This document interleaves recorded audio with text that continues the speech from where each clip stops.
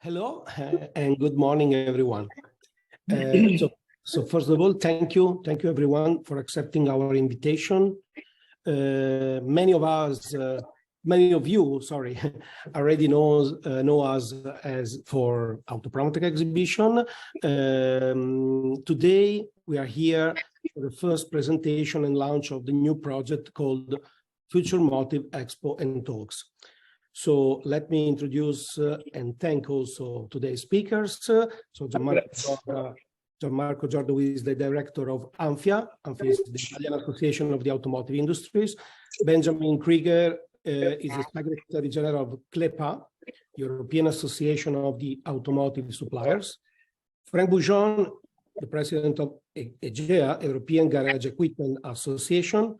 Renzo Salvadei, the CEO of Automotive, and myself. Just a quick note for the journalists and everyone already connected. If you have questions during the speeches and the presentation, please, you can type it using the chat tool, and then we will reply at the end. Okay, everything is okay? Okay, many thanks. So, with our plan to be very, very speedy today, not more than half an hour, I'm just giving the word to Gianmarco that will introduce the topics. Yeah, thank you, Emanuele, and good morning to everyone. I will just take 2 minutes of the time because I will then leave the floor to Benjamin and Renzo. Just 2 words about ANFIA. We represent the whole automotive sector in Italy. So we represent both manufacturers and also suppliers. And we fully, fully support this event. We have a long-term partnership with ICA, with Automotive, and we decided to promote and to be part of this challenge and to organize this kind of event. And we believe that this kind of open forum will be quite useful and fruitful for the people that will attend this event, because it's a sort of, open forum where a lot of, challenging and complicated issues will be treated. You know that the automotive sector is facing a quite complicated and uncertain period. We have a lot of technological issues that we have to face, autonomous driving, hydrogen electrification, but we have also a lot of regulatory issues that our sector has to face in the future.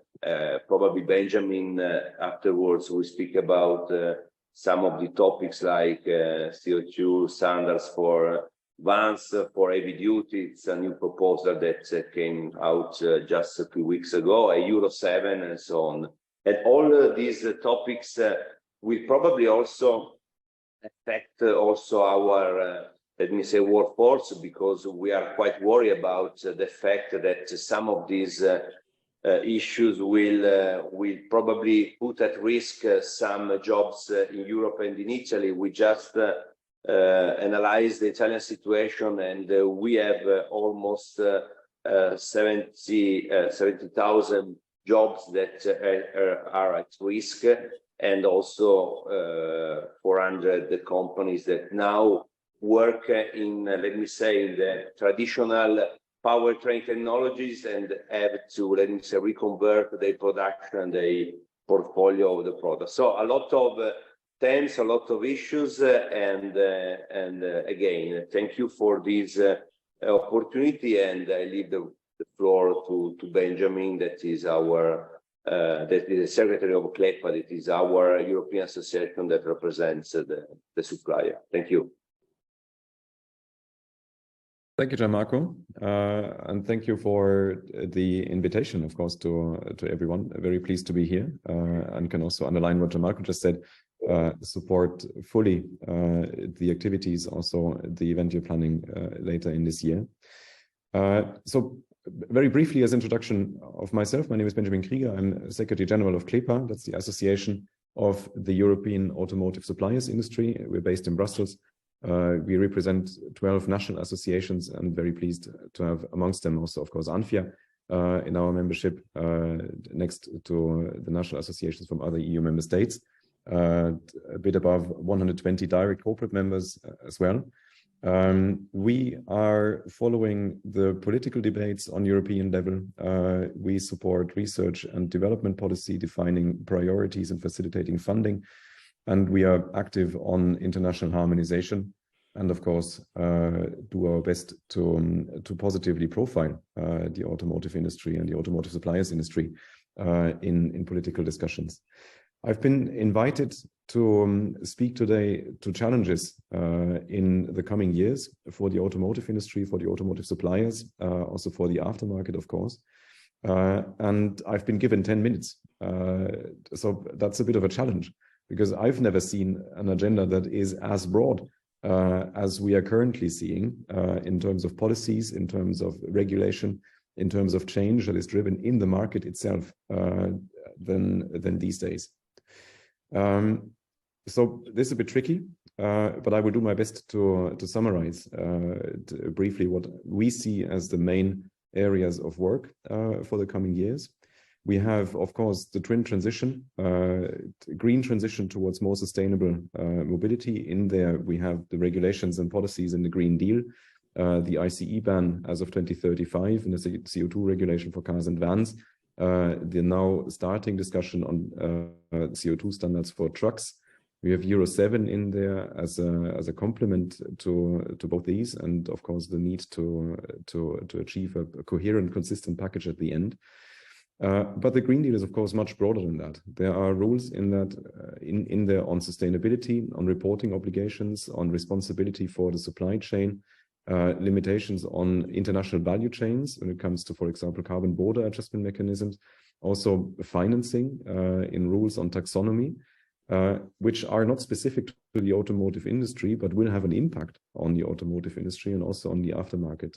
And oftentimes, in very technical details, you have quite political questions, which require careful management and careful design of these rules in order to avoid unintended consequences. But we also have it's difficult to not get sometimes to the impression that in the breadth of the political agenda currently, it is sometimes difficult to pay sufficient attention to all of these details and all of these potentially unintended consequences in order to come to coherent and consistent regulations.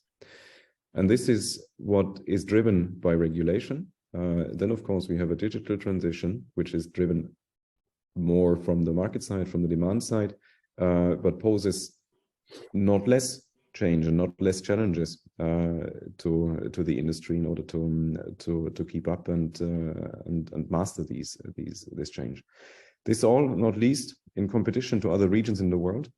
We see a quite effective program of subsidies and attracting manufacturing in the US. We see similar developments in China. We see work on a reaction on EU level, but not yet full clarity how such a reaction can look like. I can only say that it is needed and also needed in time. Very briefly, where are we now? We are coming towards the end of the current legislative period of the European Commission and the European Parliament.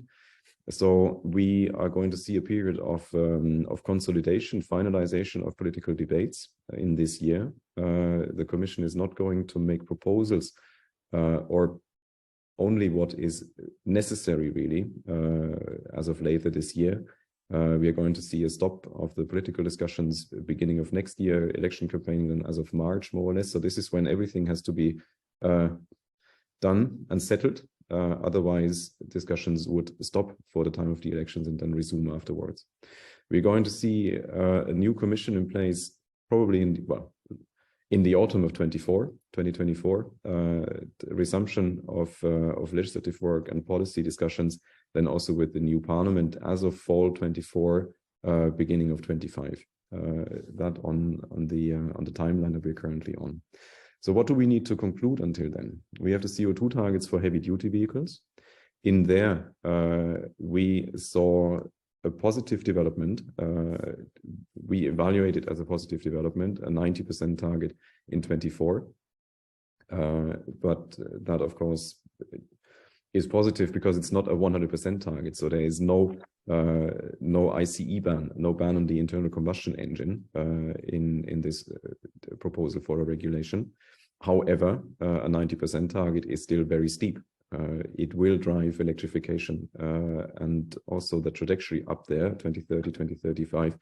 These targets are very ambitious and pose a huge challenge to the industry, but also to other stakeholders when it comes to putting the enabling framework into place. We need charging infrastructure, we need refueling infrastructure for hydrogen, we need rules for renewable energy, we need rules for energy taxation.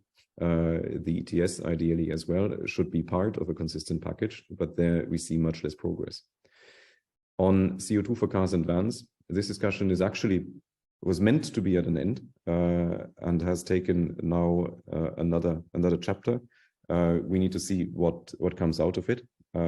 We have the discussion ongoing on Euro 7 with effectively stricter limits for cars and vans, much stricter limits for heavy-duty vehicles, extended compliance rules, new rules for brakes and tires, which in itself is also likely going to accelerate a shift towards electrification, where we support a sensible further development of the standards which contribute to air quality, but need to be technically and economically feasible.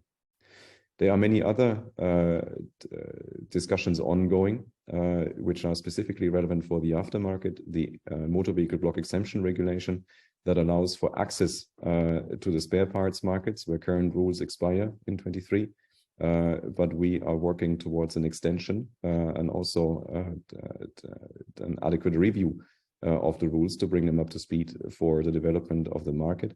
There are rules in cybersecurity discussed on international level, which require vehicle manufacturers to implement cybersecurity measures, which may lead again to changes in access to the aftermarket by obligations on replacement parts, which may require an activation by the OEM, or control of vehicle manufacturers when it comes to accessing the onboard diagnostics units for access to data. So here we also ask for clear rules on such authorization schemes to ensure that there is competition in the market that is wanted politically and that we also as an industry, of course, are very interested in. There's a discussion on the Data Act, which is meant to accompany a development in the market. Vehicles are more and more connected. New services, new products based on data promise very interesting new business models. However, without access to such data in a fair manner and transparent manner, that may be limited to only some actors in this market. Again, requires an adequate discussion. So maybe some conclusions on what this means for the industry. It's difficult to really extrapolate the trajectory that we are on in the future. So we need to work on scenarios. My colleague Frank Schlehuber worked with Roland Berger, for example, on a study which delivers quite some interesting insights on the development of electrification in the fleet. We are going to see an increasing proportion of sales being electrified, and that is battery electric vehicles, fuel cell electric vehicles in the years to come, to almost 100% now from the point of view of now in 2035, and also an increasing proportion in the overall vehicle fleet. This has some expected impact. So reduction of gross parts demand for the traditional parts will likely go down. There are new opportunities that are emerging for new technologies, but certainly also challenges when it comes to the aftermarket, when it comes to workshops. We see chances specifically, well, first the challenges. There's a need to manage the new technologies, old technologies in parallel at the workshop level. That requires training, that requires new technology also for the necessary repair work. On the side of the digitalization, we see similar challenges, but on the other hand side, that also provides new opportunities to develop collaboration models with different expertise, different specialities, to develop such training, such new capabilities as a USP. There are new market entrants, for example, battery suppliers, or new entrants on the vehicle manufacturer side who do not have yet a service network in Europe, which opens up opportunities, and the same for battery specialists. So I said it before, it's tricky to summarize everything in 10 minutes. So this was quite a ride over many topics, and each of them can be discussed with quite some more time. Maybe as a conclusion, it's a much used phrase, I know, but it's nevertheless true. We are going to see more change in the next 10 to 15 years than in the past 50 years in an industry that hasn't seen that much change in the past. So we need to speed up. We need to accept these challenges in order to ensure our place and our role in this new market. I'm going to stop here and hand on the word. If there are questions, maybe there are some. I'm very happy to respond to these, of course. Thanks. Thank you, Benjamin, for your contribution. Thank you very much. And once again, if the audience listening, if you have questions, you can type it using the chat tool, or you can send an email directly to our colleagues from the communication, Enrica Lazzarini or Francesca, but please use the chat tool. Okay, now I'm giving the word to Frank Boujon. Frank, can you add your topics, which are more or less similar, but seen from another perspective, maybe? Thank you, and buongiorno, good morning, ladies and gentlemen and visitors, join us of this webinar, of this promotion webinar, on the behalf of the European garage equipment industry, which I have the honor to present here. First of all, I'm very thankful to the organizers of the Futurmotive for offering an international platform in November this year to accompany the dramatic and fast transformation process in our industry. We heard already Benjamin, this is a very complex issue with many, many different topics going in many, many different directions with many, many stakeholders. So it's very complicated. And it may be that the workshop owners lose orientation and need orientation. We need to support them to master the future. I would like here to mention in my 10 minutes of fame here, only two topics. This is the topics data and electromobility as examples of these transformation processes that have a significant impact into the automotive automat of today and of tomorrow. Let's talk about data.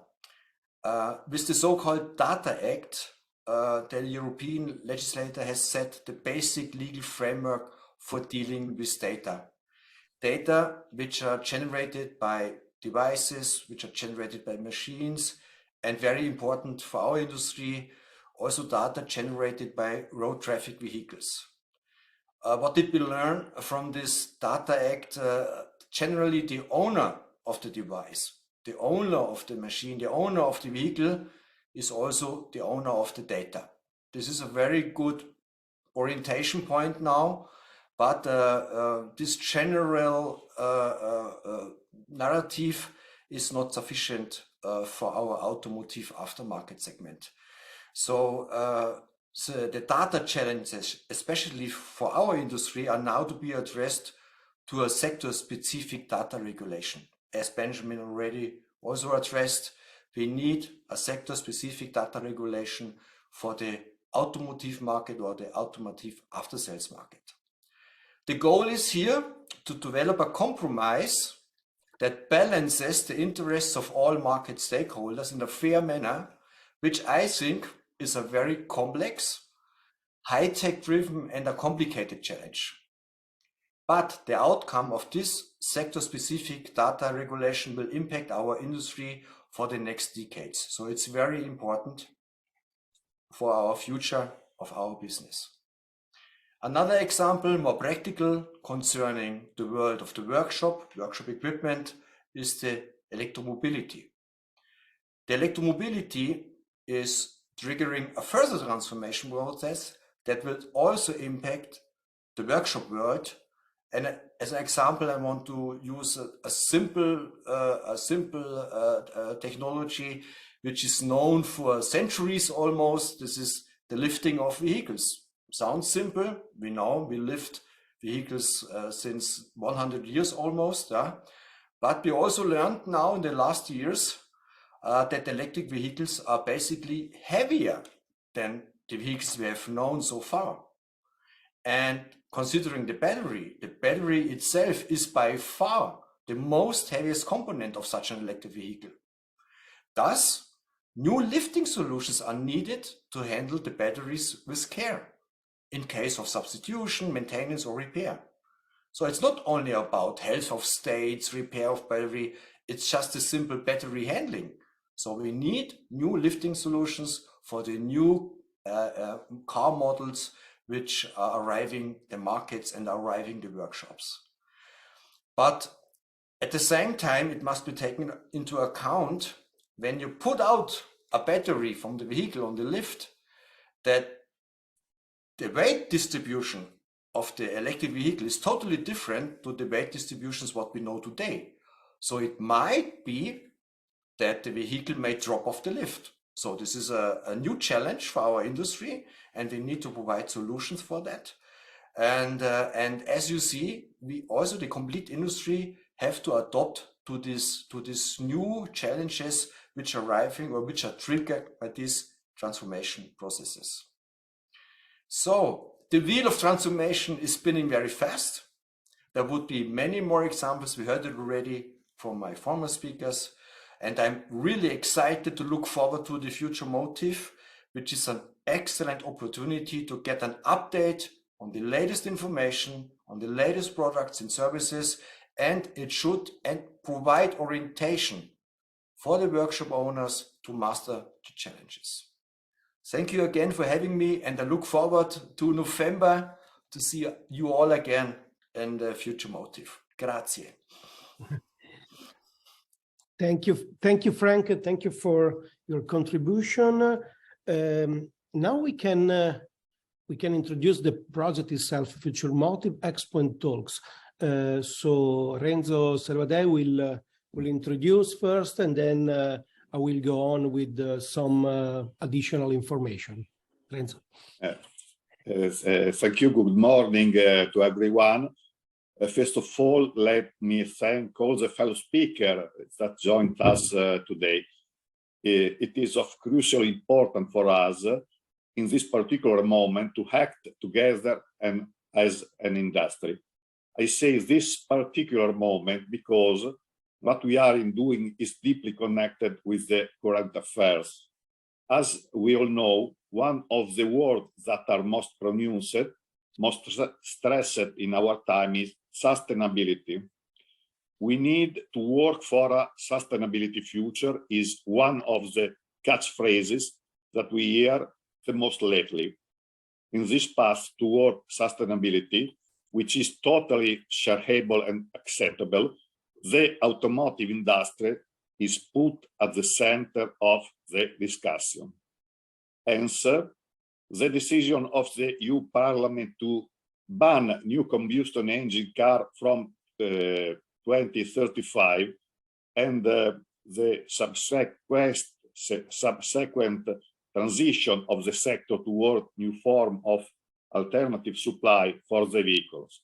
In this context, as trade show organizer, we asked ourselves, what shall we do? How can we address such a complex issue? That's how we thought about organizing Futurmotive Expo and Talks, the international exhibition for future of mobility, for energy and ecology transition and innovation in automotive industry. Now I thank you, and I give the floor to Emanuele that explain in depth how we want to organize. But I think that this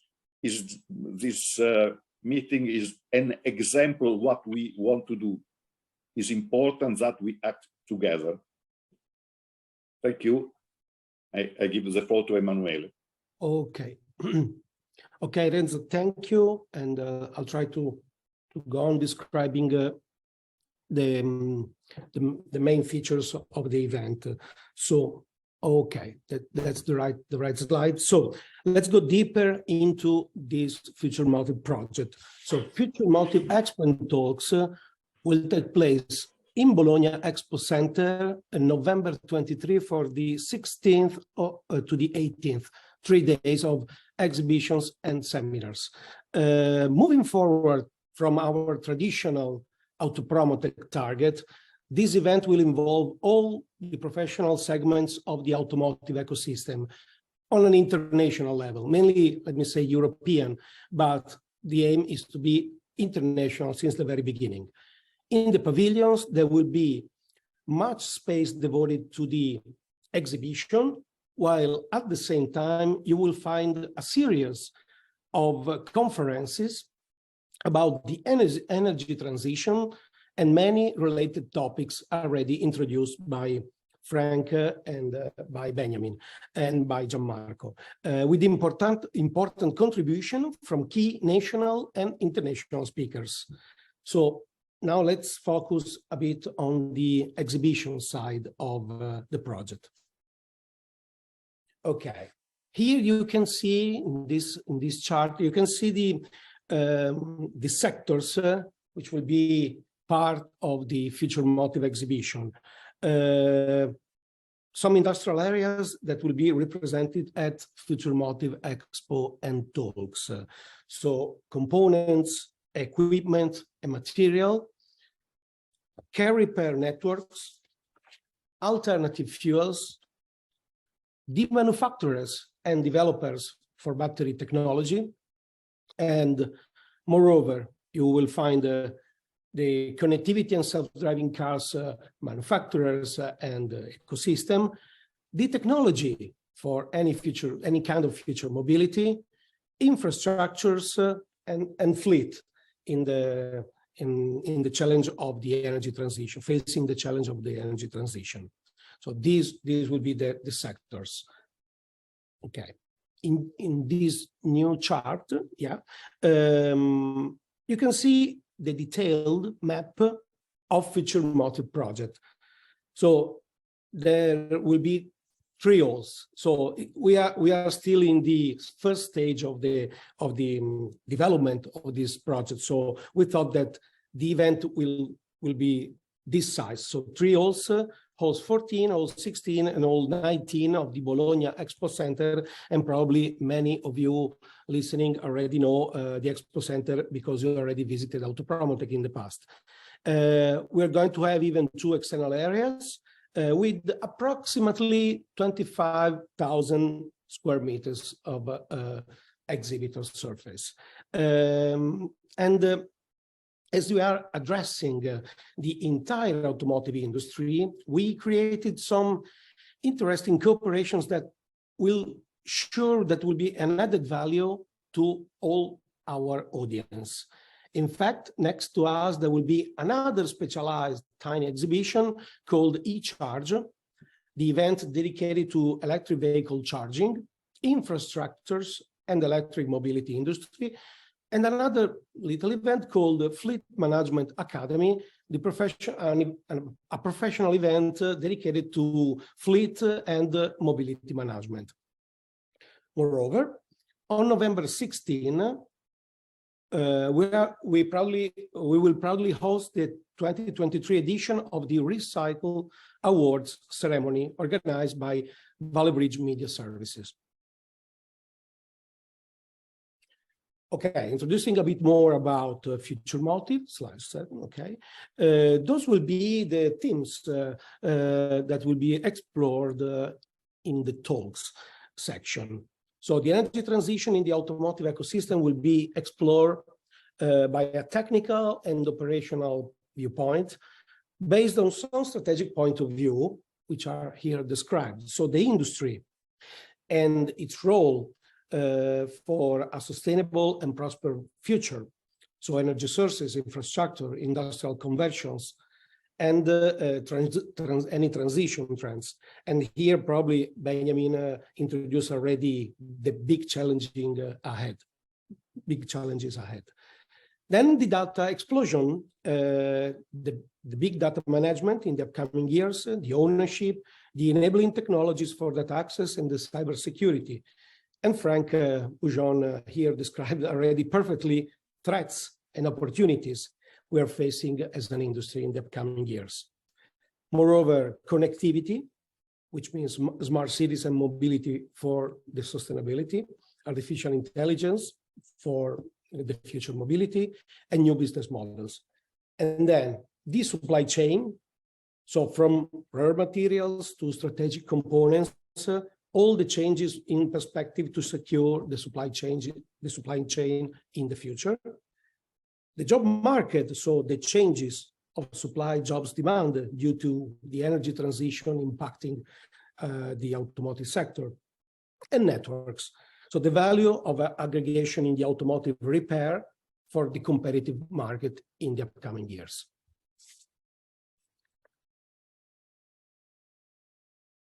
New slide, please. Okay. So this section, so the talks section of the Futurmotive Expo and Talks project will be supported by a scientific committee led by the president of the Motor Valley Accelerator and the some professors of the Motor Vehicle University of Emilia-Romagna. The committee gathers some of the main brands and trade associations too, as you can read in this chart. The event will attract buyers also and delegates coming from more than 15 countries, thanks to the support of the Italian Ministry of Foreign Affairs and the Italian Trade Agency, who are supporting this new project in the automotive sector since the very beginning. So I thank you once again for your attention and for your virtual presence today. And I hope to meet you all in Bologna on November 16 to 18 for Futurmotive Expo and Talks. This was a first launch of this project. In the upcoming weeks, we are going to go more in depth, dedicating single specific promotion for many European countries involved and target for our project. Once again, for any questions, I can already read 2 or 3 questions, and I'm going to submit to the speakers. So for any question, you can type it on the chat, or you can even directly send an email to me, to Enrico, or to Francesco, or to Renzo directly in the upcoming days if you are interested in knowing more about the Futurmotive Expo and Talks project. I personally thank again Gianmarco, Benjamin, Frank for their contribution, and now I'm going to read the first question. I'm asking to the other speakers, can you read the questions if you open the chat? Yes. Okay, great. I'm start for the first one. I'm trying to moderate this side. So Mark Phillips, Mark is typing his question from the United States. So maybe here that question can be a good one for a short reply by Benjamin maybe, or Gianmarco, I don't know. If you can read that. Will legislation drive the development of technologies, or the technologies drive the legislation? It seems legislation typically is behind the technologies, but lawmakers seem to want to get ahead of the anticipated changes for electric vehicles in a way a little different than before. Thank you. Maybe Benjamin, if you can give us your point of view. I can try. Go ahead. Yes, and I will quote Carlos Tavares, I think, who said that electrification is mainly a political decision, and that we have yet to see whether the market is following. Summarizing here his statement in my own words.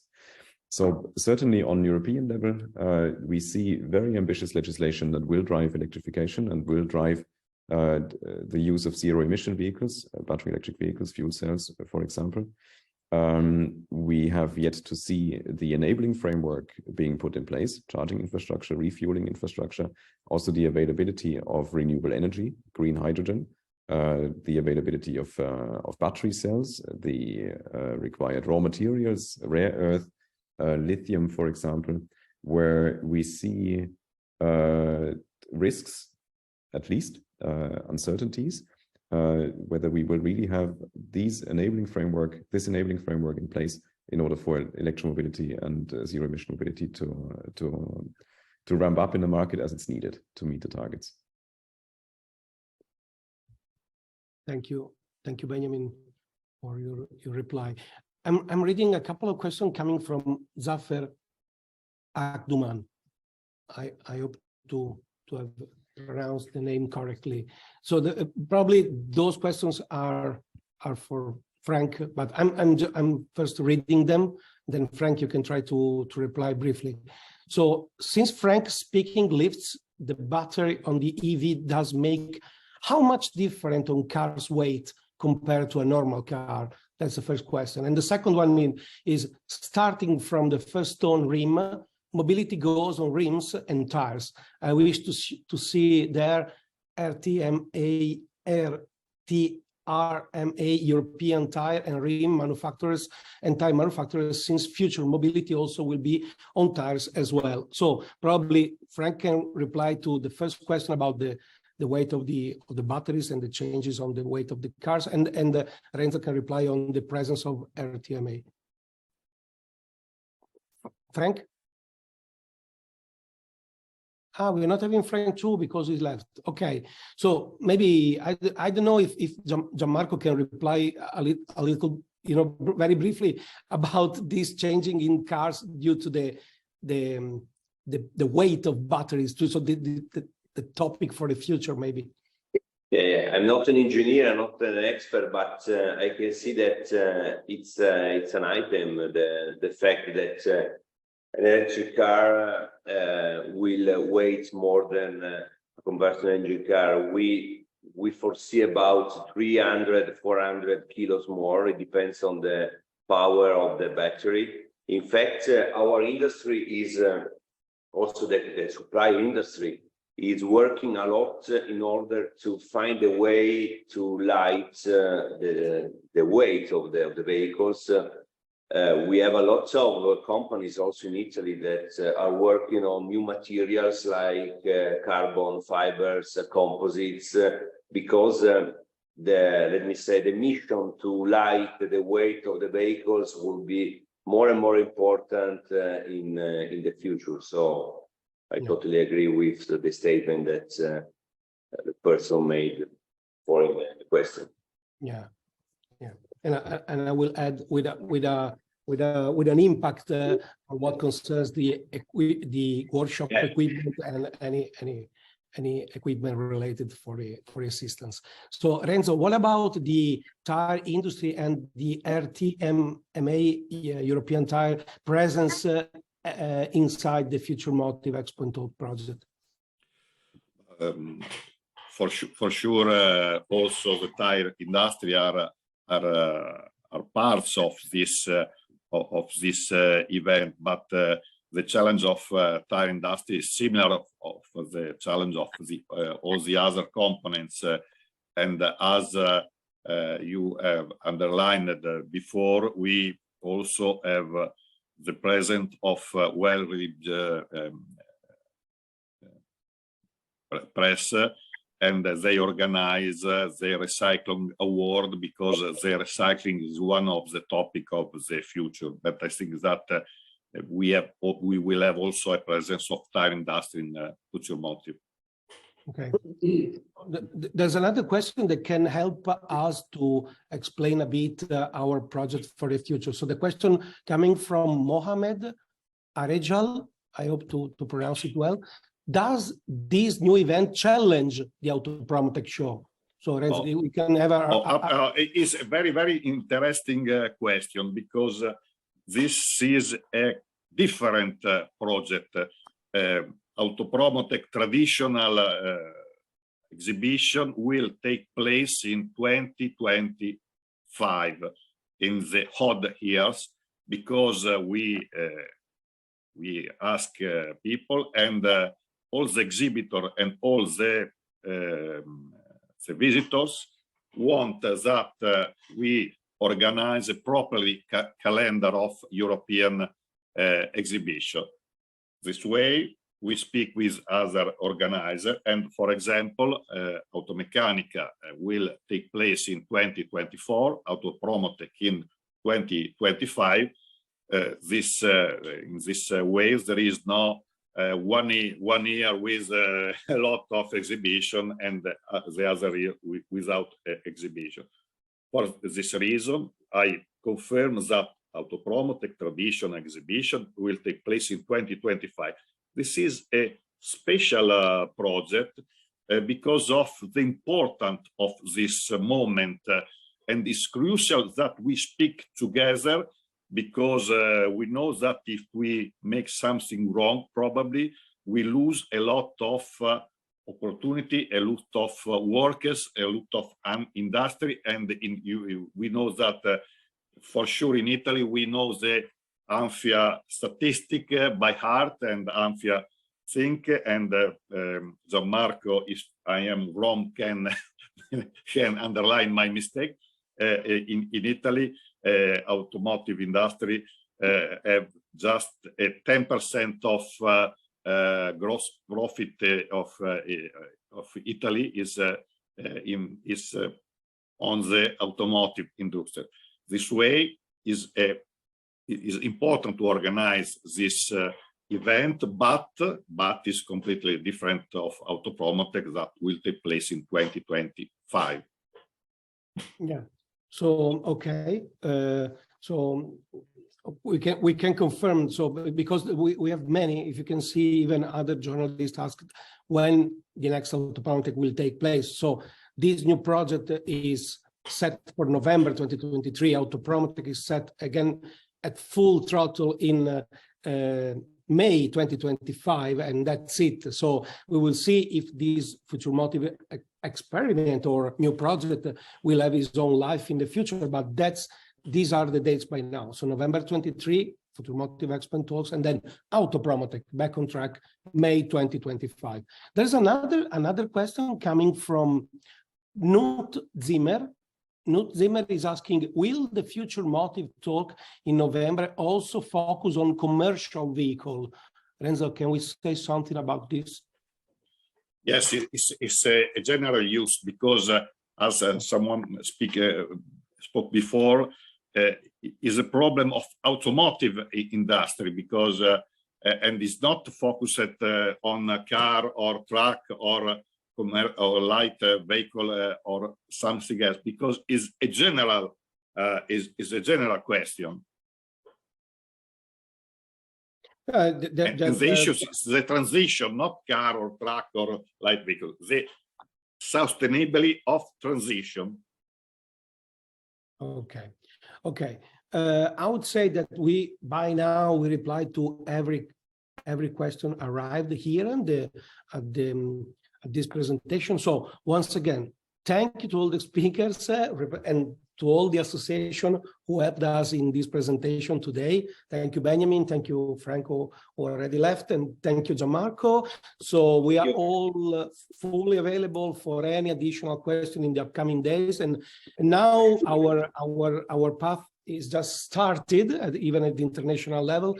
So we're going to have different presentation, different activities at European level, and not only European level, with the main association, magazines, stakeholders, everyone. So in order to create the best energy transition or mobility transition event in 2023. Thank you again. If there's no more to say, I will stop here. Okay. Thank you. Bye-bye. Thank you. Bye-bye. Thank you again. Bye-bye. Thank you, everyone. Bye-bye. Grazie mille. Bye. Ciao.